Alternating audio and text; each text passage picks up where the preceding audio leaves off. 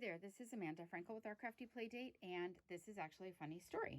So earlier this summer or spring, I made a series that had a bunch of cards using this here, Bloom Where You're Planted suite, and we used this bundle here, and we made this very thin profile box, which I love, and you're going to love it too. It's one piece of paper, so it's outstanding. We made this box and we made 4 matching cards. So if these cards look familiar, it's because you did see them in a video, actually 4 different videos. We made a card in each one. And I love these. I love these. They're beautiful. And so this box holds 4 cards and envelopes. So I made the 4 cards and envelopes and the box videos. And apparently the box video never posted. One of my friends, Cheryl, called me and said, "Hey, where's the box video?" And I went back and looked for it and could not find it, but then got distracted taking kids to college. So yikes, you know how that goes. In any case, I'm remaking this video. So bear with me. We're using the Bloom Where You're Planted suite. I will have a list of the materials that I used in the description below, so be sure that you check there. But let's get started. And again, bear with me because it's been a long time since I've made this box. All right, so I did cut out everything and put it inside already like this so that I could be a little faster for you. So I'm going to pull all my parts out here. All right, let's start with just the box itself. So this is made from one piece of paper, as I'm telling you now. And here's the deal. So if you're going to use white paper, this is basic white paper. If you're going to use white paper, there is normal. Hear the difference in sound? Okay, so there's normal, and then there's the thick. You can't tell necessarily from there, but you're going to have to trust me that the thick is a whole lot. Well, you can kind of tell if I do this, right? How much they bend. So you're going to want to use the thick paper on that. And here's the thing. So you can use an entire sheet and just go straight from the one sheet and make the box. If you do, it's going to be this size, which is a great size box. It is a little bit longer, as you can see here. And it's not a problem. It still will hold your cards. It's still going to hold your envelopes. But when you put everything in, it's a little bit big. If you decide to make the size box and put a little loop here and stick one of those little mini pens, then you got something going on. But if you're not putting in a little mini pen or a roll of stamps or something in there for your friend, then cut your box down a little bit, and here's how you're going to do it. You're going to start with a thick piece. I'm going to move that off here. A thick piece of basic white paper. And the size on that paper is still 11. You still want the full length, but you are going to cut it off at 7 3/4. So really you're just taking off 3/4 of an inch. So it's not a ton, and it's just this part because you can see how that fits out there. All right, so super quick box. You're gonna love it. 3/4, score it 3/4 all the way around the box. 3/4. So this scoring tool, this Stampin' Scoring tool, oh, wrong one. See? Oh my gosh, jump the track. There we go. It's going to be a little crazy. And 3/4. All right, so if it is jumping the track, like I just had that happen, you can stop and rub the whole thing with wax paper. Just real quick, scrub with wax paper, and then it won't jump the tracks. But if it does jump the track, oh, we're going to do some more scoring. So let me do that, and then I'll show you the pointer. Okay, so this is on the long side here, on the 11-inch side. We are going to score at 5 1/8. So that's 1 tick past the 5 right here. 5 1/8. And then we were going to do, it has to be 3/4 here because it has to be the same as it is on the sides. Otherwise, your box will be warped. It'll be a little parallelogram box. So we're going to go 5 7/8. Okay. So that is 3/4 of an inch there also. All right, now I'm going to show you this pointer. So if that happens and you jump the track a little bit, right here, you can see it. You can flip it over, use the big end of your stylus here, and if you can find where you did it, you can just gently rub it out. It's not a perfect fit. It's not a perfect fix, but it does help a little bit make it less noticeable. See that? Okay, so now we are going to cut our box a little bit here. We are going to cut here and here on both sides. That's our middle fold. So you want to make sure that you go all the way to the edge, and then you're going to give it a haircut. That's what I always call that. You're really just notching it, and it makes it a better fold for you if you do that. If you don't notch it, what happens is when you go to fold it, sometimes, I'll show you. If you don't notch it, when you go to fold it, sometimes it sticks up out here, and then, or your box doesn't fit perfectly right here, and then you end up with a little layer. So you want to make sure that you notch every time. Okay, so not only did I notch, but watch this trick. I'm going to just give this guy a haircut too. I don't need all this extra bulk in my fold, so I'm just going to take those off. So now we've got this, and we are also going to cut, let's see, where did I cut before? Here. Okay, so cut up to the fold and haircut, cut up to the fold, haircut, not really fold, right? It's not a fold, it's a score line. Haircut, and I, again, going to take some of that off because we don't need it all in there. Okay, and I'm going to turn it around and do the exact same thing. So from the end, I'm doing there, and cutting that off. And from here, aren't you glad I have my glasses on? Because seriously, this would be very hazardous. Lately, it has been getting harder and harder for me to see without my glasses on. So I'm just getting old, ladies. I'm getting old. All right, I'm going to just trim this because I missed the score line a little bit, which is what made me think of my glasses to begin with. And right here.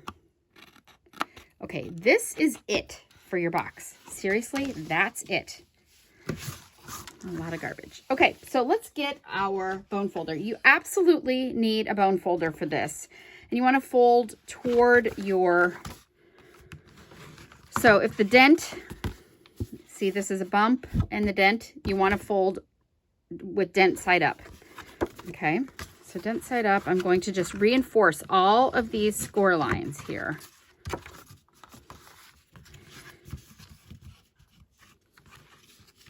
Just reinforcing these. Even this little guy, the little dude. Okay, so let's talk adhesives while I'm doing this. I love the multi-purpose glue that is in our catalog. Some people call it the green glue because it has a little green lid like that. Some people call it multi-purpose glue. Some people call it two-way glue, but it is my personal favorite.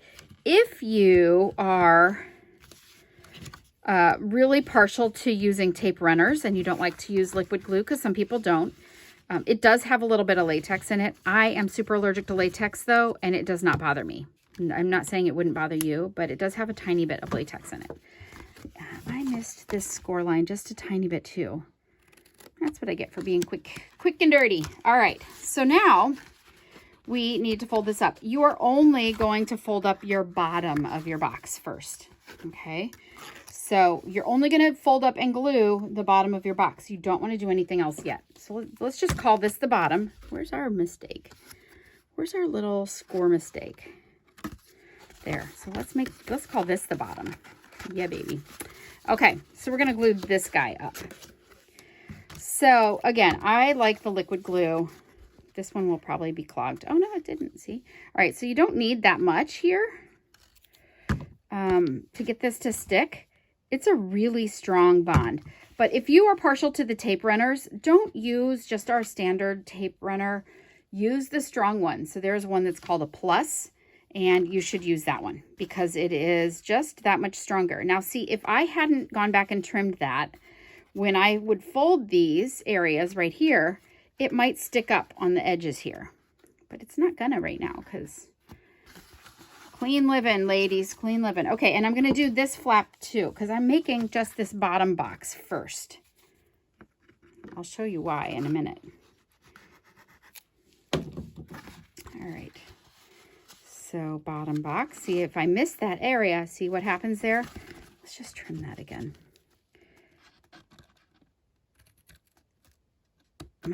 My scissors have so much glue on them. They love me, but I clean them. You know what you can clean them with? The adhesive remover. I just rub that over it and it takes it right off. So it's not a big deal. Okay, and this one here. Now, before I make my lid, okay, so there is the bottom of my box. Basically, if I, normally I would just call this the tray, right? This is the tray where all of my cards are going to sit. Now I've got the top of my box, and I'm going to do some tricky stuff here. So hang on, I forgot something here. Let's see if I can get it quick.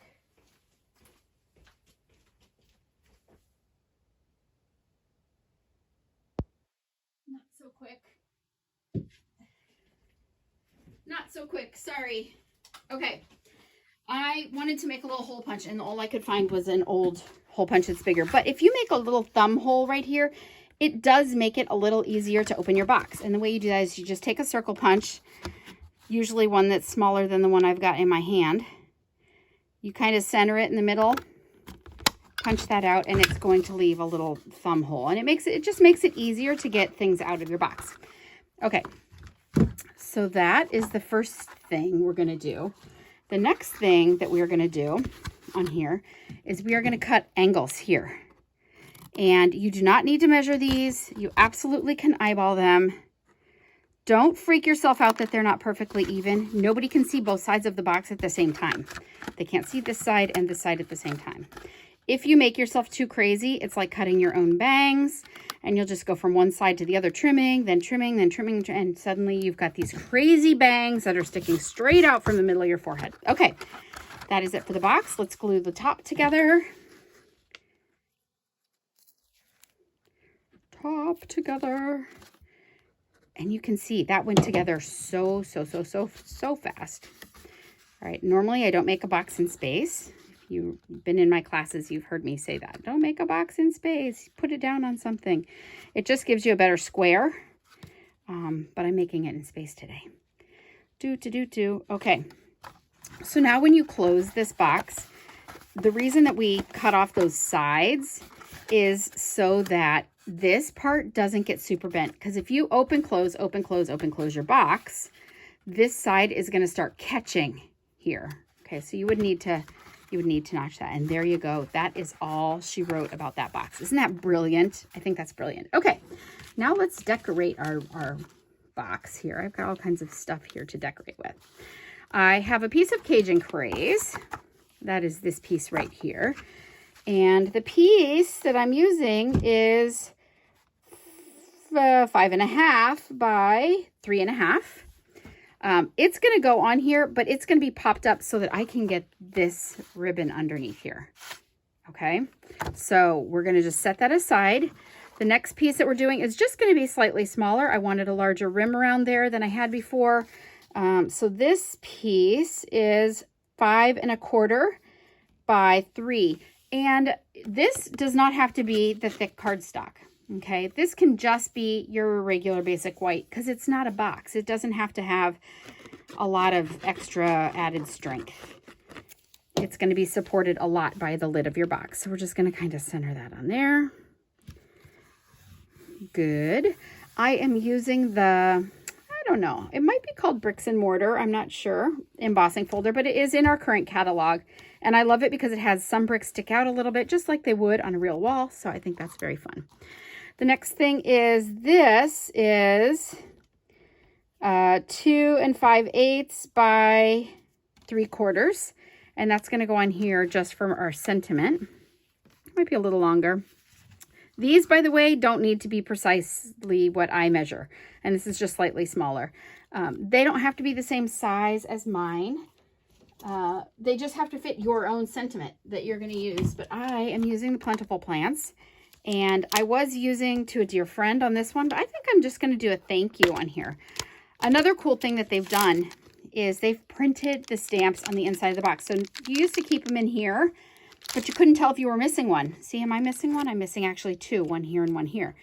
But if you take these off the plastic and stick them right inside your box where they go, so this is the thank you, you will always know when you go to put away your stamps if you're missing one. So this is a brilliant new feature here. All right, we are going to do thank you. We might have to work to fit that in a little bit, but that's okay. I'm good with that. And I am using Evening Evergreen because it is awesome. I bet you love it too. How could you not? All right, ink. And remember, I'm lightly tapping this. If you mash it into your ink pad, you're going to end up with ink all over the plastic, the acrylic block. All right, and I'm just going to kind of center that as much as I can. Thank you. How do we do? A little high, but it's going to work. It's going to work for me. All right, and then I'm just going to glue that straight onto here.